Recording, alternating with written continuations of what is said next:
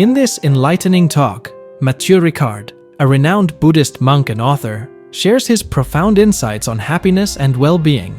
Speaking at Google Zeitgeist 2013, Ricard explains how inner peace, compassion, and altruism contribute to a flourishing life. He also differentiates between temporary pleasure and genuine happiness, offering a roadmap for cultivating inner strength in the face of life's challenges. What can we learn from Buddhism and your own experience about happiness? How do we become? Well, I was thinking about, since the panel was titled about pleasure, about the relation between the two. People speak of magic moments, like walking in the snow under the stars with a wonderful person. And then, but sometimes they say magic moment, there's nothing I can do about it. But if you think about why was it magic?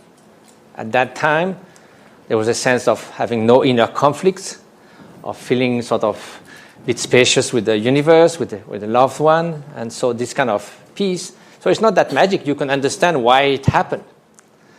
So could we consider that as something like a way of being that we could cultivate as a skill? Now, to come back to pleasure, you come back from this walk in the snow under the stars, and you take a wonderful hot shower. It's bliss, pleasure. Now, you stay 24 hours in that hot shower. It's not so interesting. So pleasure is very much dependent upon time, circumstances. It's something that uses itself as we consume it. And if it's on top of that, you add craving or grasping, then somehow it dims the feeling of deep satisfaction. Actually, you can enjoy something pleasurably, and in the brain you build up the wanting circuit, which is different, and at the end you may experience something that you want without feeling pleasure. That's called addiction. So in a way... So just to understand, so you're trying to separate happiness from pleasure, and you say pleasure is much more temporary? Well, pleasure is, you look for pleasurable sensations, and so those are very vulnerable, let's say, to outer circumstances.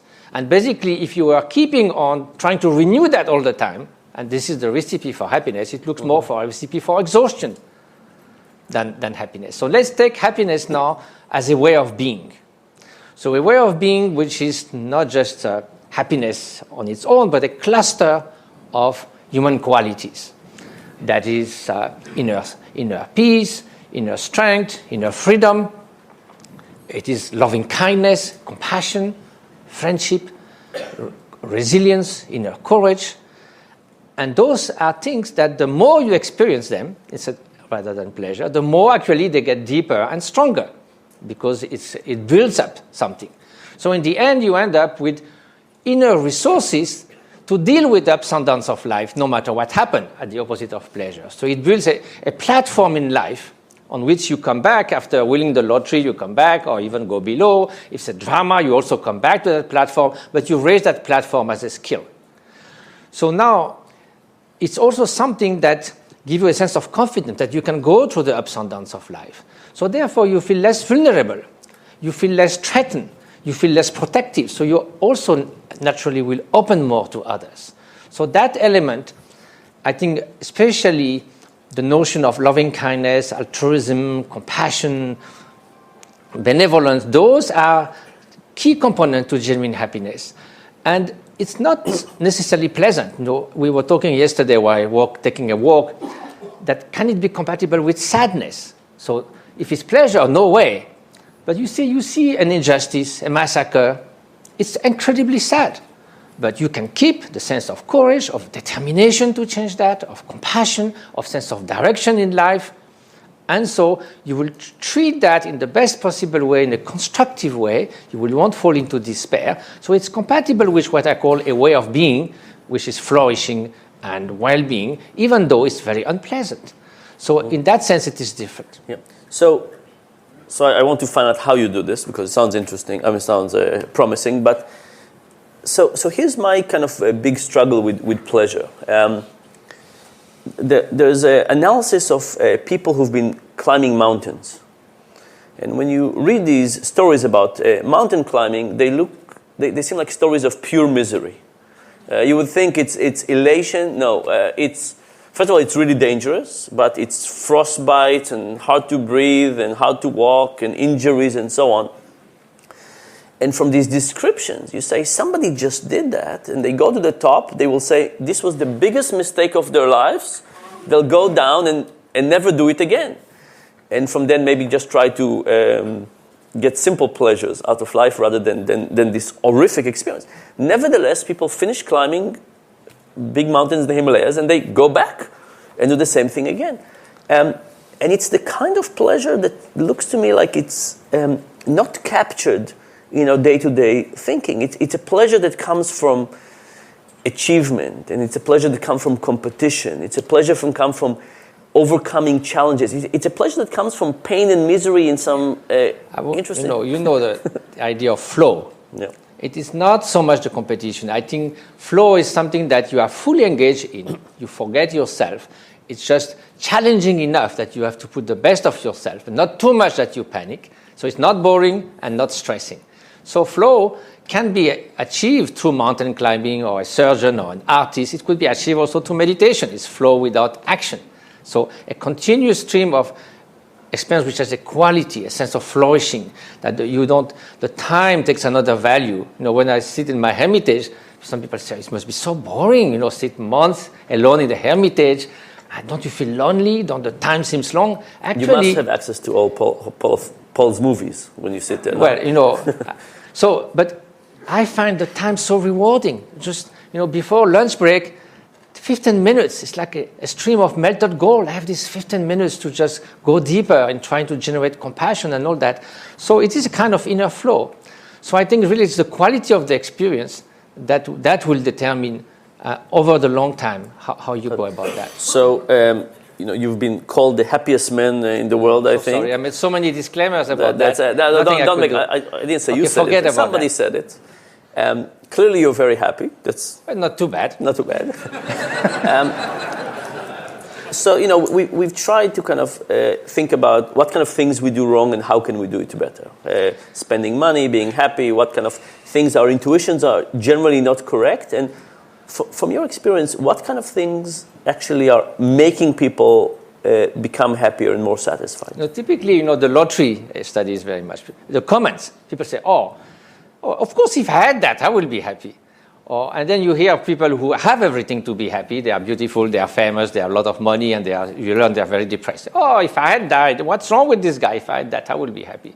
I think it's too much. Of course, we need to improve the outer conditions, no question. Especially, there's still 1.5 billion people living in abject poverty. There's conflict. There are mothers who can't feed their children. No question that we should improve outer conditions in this world. This being said, especially when we have what we need, if we keep on placing all our hopes and fear in the outer world, we are in for a big disappointment. Because precisely when we get it, we say, so what? I expected from that something wonderful, and it's just ordinary. So we vastly underestimate the importance of inner conditions. We deal with our mind from morning till evening. That's the ultimate experience of whatever you do, whether you get a Ferrari or something else. It's your mind that's going to translate that in happiness or misery. And that mind can be our best friend or your worst enemy. Depends how it works. So at least if we could pay some attention on how to deal with the mind, how to deal with emotions, how to recognize that aggressivity, hatred, jealousy, arrogance, craving will just destroy your happiness and basically make you act in ways that destroy the happiness of others. And if you find out that loving kindness, compassion, cultivating inner peace, the simplicity of the present moment contribute to flourishing, and then you will be a person that will be happier to be with, and that transformation will lead you to serve better others, then you realize that cultivating as skills those inner conditions matter tremendously. I bite, but how do you do it? So what do you, so I want to be less jealous. How do you learn chess? How do you learn to read and write? How do you learn to juggle or play the tennis? You practice. So we do have this unconditional love feeling for a very dear person for 15 seconds or so, and it comes back and goes. But who sits for 30 minutes cultivating loving kindness? Very few. My friend Paul Ekman said we should have compassion gymnasiums every block. We should So, No, so how do you give us a specific example? So how do you practice compassion? So let's say if you want to practice loving kindness, you should start with something easy, someone you really love, so you don't have to try to absolutely have loving kindness for a dictator or something, or someone even worse, that is your next colleague at the office. So you start with that, and you have this natural love and feeling of embracing, and just you want anything but that person. You want only that person be happy, be safe, be flourishing in life. And then instead of having few thoughts, you let that fill your mental landscape. If it declines, you revive it. And you don't do that just for a few thoughts. You try to extend that for 10 or 15 minutes. Or you repeat it several times in the day for a few minutes. You think about that person and you think about all the wonderful things you want. Not only that, but you try to grow a genuine loving sense of love. Not just thinking again, but just it's a trigger. And then after that, you think, well, I don't wake up in the morning thinking, may I suffer the whole day, and if possible, my whole life. So does that person, so does that person, so does that person. So I project myself in your mind, in their mind, and I said they may be deluded in the way they try to find happiness in the wrong place, but basically they don't want to suffer. So if I value my own happiness and that of my child, I start valuing them, I see the interdependence among all sentient beings, and suddenly I can extend that. So then comes something that is very rewarding, is that sense of connectedness, of having this natural benevolence to others, that readiness to be at service when occasion comes. And it certainly makes a much more fulfilled life. Experientially, this, among all positive emotion, loving kindness and compassion, neuroscience will tell you, this is the strongest activation of positive emotions. So as a last question, so you've Buddhism for a long time, have practiced kind, loving meditation, and have argued it's correct. Now the neuroscience is showing changes in the brain, as according to it, of both experts and novices. Why do you think this is not part of the human intuition of the modern world, that this is something we should be doing? Because how many people here meditate? That's probably a big percentage compared to a regular audience. Why do you think this is not something that people First of all, we need intuit? to demystify. Meditation in Sanskrit means bhavana, means to cultivate or to become familiar with. So we become familiar with many things, but possibly not exactly the right things for genuine flourishing. So in the Eastern tradition, this is part of life, so not as odd as here. Yeah. So I think it's probably that we vastly underestimate potential of mind to change as skills. Oh, this is for granted. I'm like that, take it or leave it, but I can't do much about it. So that's a loser sort of perspective.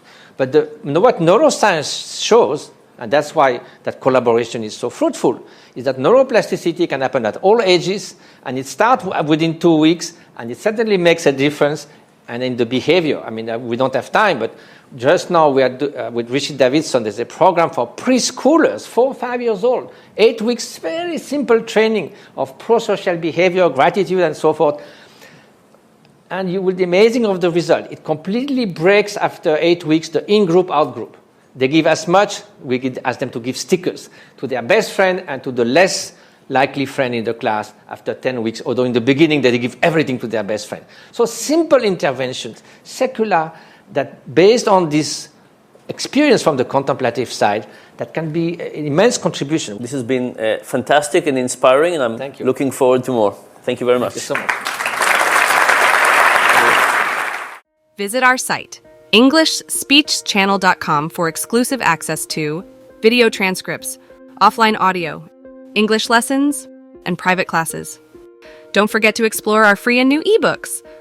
Also, subscribe to our weekly newsletter for the latest updates. Links in the description below. Thanks for your support.